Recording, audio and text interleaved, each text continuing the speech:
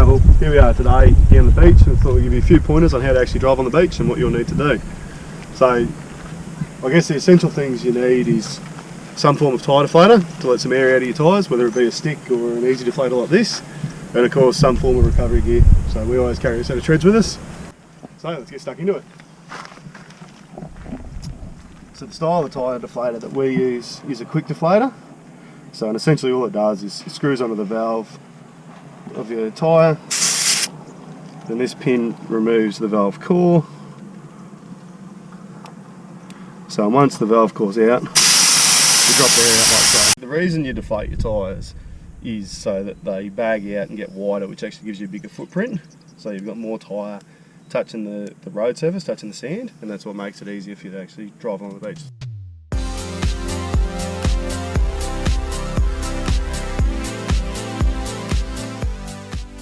You're going to want to select high 4, and if you've got a modern vehicle you want to turn your traction control off, and also if it's really modern you'll have stability control, so hold that button in and you want to turn that off as well.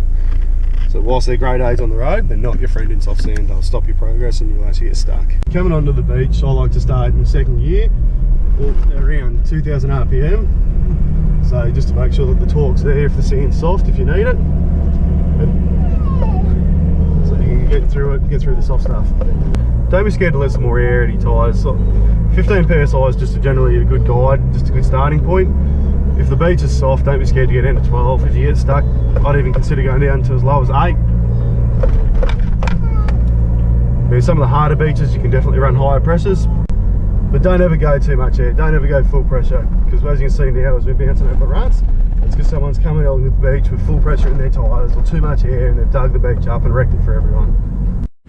When you're first starting out, it's a good idea when you're on the beach front to stay above the high tide mark. That way if you do get stuck, you're not at risk of the tide taking your vehicle. So the high tide mark is the difference in the sand. The darker, smoother stuff is where the water comes up to, and all the softer, fluffier stuff where the car's sitting is obviously out of the high tide mark.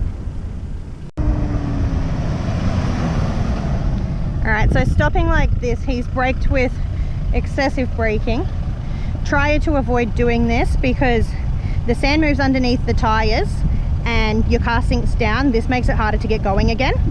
Alright, so what you should do is just come to a gentle rolling stop. Try to avoid using your brakes at all if you can, because this way, as you can see, it's going to be a lot easier to get going again.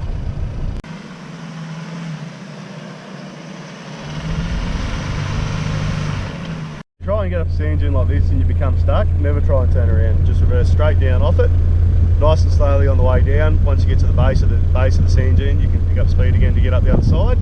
So once you back up the other side, it's sufficient enough to take another run up at it, have another go at it, a little bit more speed, maybe even pick a new line.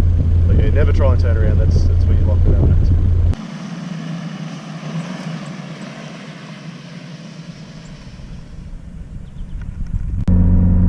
Just remember, every beach you drive on is going to be a little bit different, so just first time, feel your way around, and remember, have fun, enjoy yourself and play it safe.